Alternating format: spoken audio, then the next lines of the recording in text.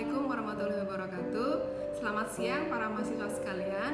Ketemu lagi dengan kami tim Amami. Hari ini kita masih seputar minyak goreng. Jadi pada penentuan kualitas minyak goreng salah satunya adalah asam lemak bebas yang tadi pagi sudah kita lakukan. Kemudian kali ini kita akan membahas tentang bilangan peroksida. Tujuan percobaan untuk kali ini adalah menentukan bilangan peroksida pada minyak goreng dengan sampel yang sama seperti yang kita lakukan untuk asam lemak bebas. Ya, kemudian kenapa peroksida ini perlu ditentukan?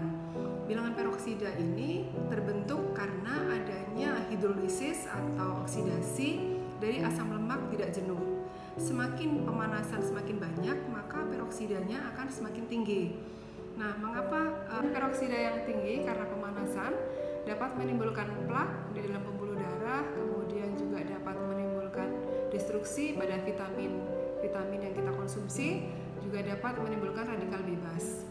Nah, semakin tinggi angka peroksida, maka kualitas minyak akan semakin buruk. Kemudian, prinsip pada percobaan hari ini adalah peroksida yang terdapat di dalam minyak ini mengoksidasi Ki menjadi I2, sehingga I2-nya bisa dititrasi menggunakan natrium tiosulfat. Jadi metode yang kita gunakan untuk menentukan angka peroksida adalah iodometri. Nah, kemudian tugas yang harus kalian lakukan adalah menentukan bilangan peroksida yang telah kita lakukan titrasinya. Kemudian melaporkannya di dalam buku laporan. Oke, kita lanjutkan ke tahapan cara penentuan angka peroksida. Oke, sekarang kita lanjutkan ke alat dan bahan yang digunakan untuk penentuan angka peroksida. Ya, bahan yang pertama adalah natrium tiosulfat 0,1 N. Ya, ini yang digunakan sebagai pentitrasi. Kemudian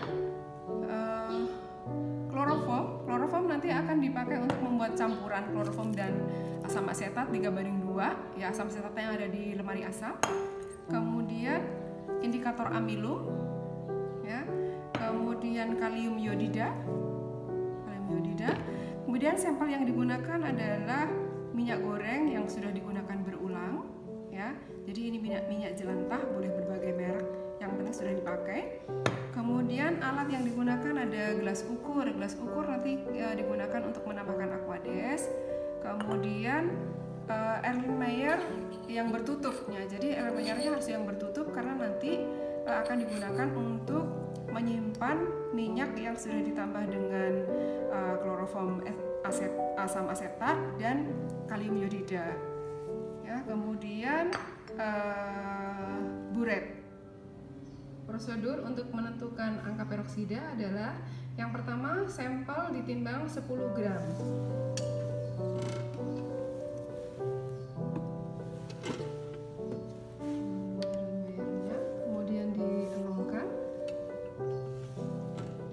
Timbangnya boleh 5 sampai 10 gram. Cuma untuk perhitungan lebih memudahkan yang 10 gram.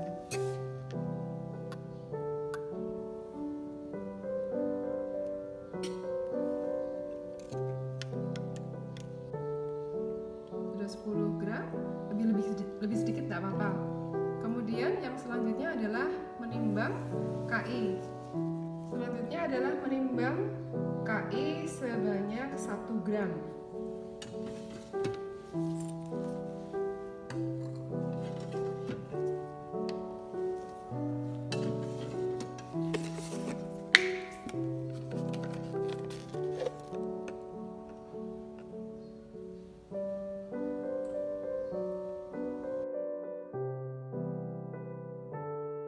Prosedur yang pertama, tadi minyak yang sudah ditimbang 10 gram, kemudian ditambah dengan kalium iodida.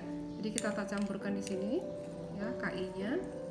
Kalau tidak menggunakan serbuk, boleh juga menggunakan Ki jenuh. Jadi Ki-nya dibikin larutan dulu sampai jenuh, kemudian baru dicampurkan. Kemudian digocok-gocok. Nah, setelah itu ditambahkan dengan campuran antara kloroform dan asam asetat sebanyak 30 ml dengan perbandingan 3:2. Ya, tambahkan.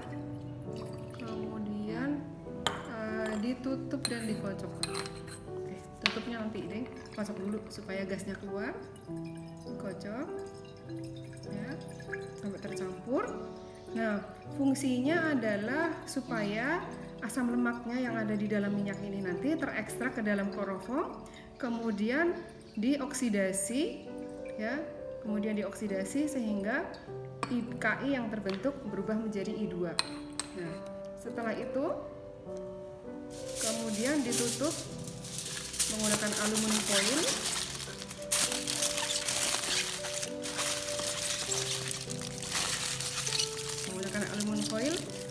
Kemudian disimpan di dalam kamar gelap atau boleh dimasukkan di lemari selama 30 menit sambil sesekali digojok. Oke, sekarang kita simpan. Oke, setelah dimasukkan ke dalam ruang gelap selama 30 menit, kemudian ditambah dengan Aquades 50 ml.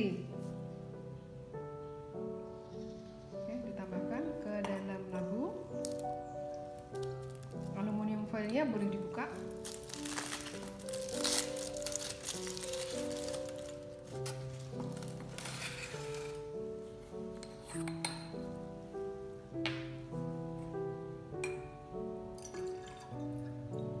Kemudian digojok, kemudian ditambah dengan indikator amilum sebanyak 1 ml.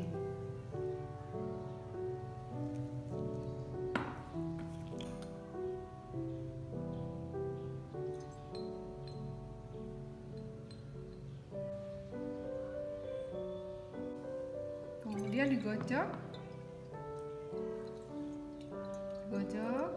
setelah homogen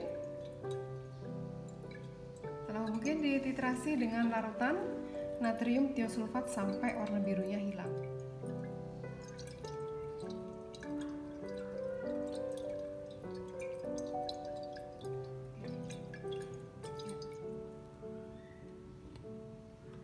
Masih ada birunya, itu titrasi sedikit lagi.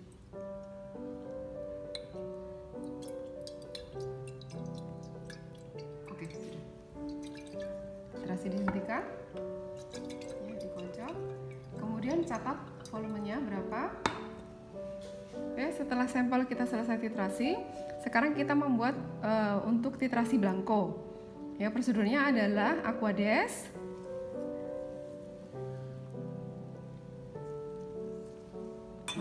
ditambah dengan KI,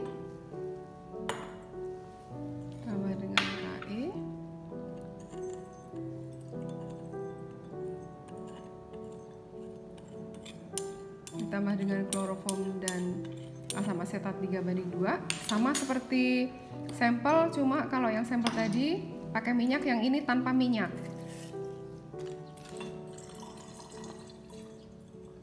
Digocok.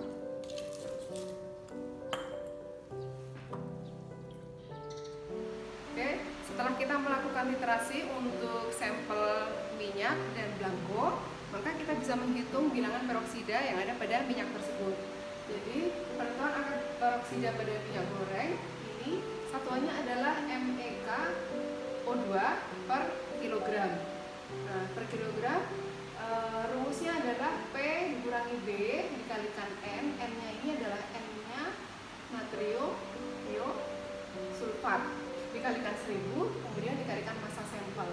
Massa sampel yang tadi kan ditimbang dalam gram, nanti kemudian baru dikonversi, gitu ya. Nah,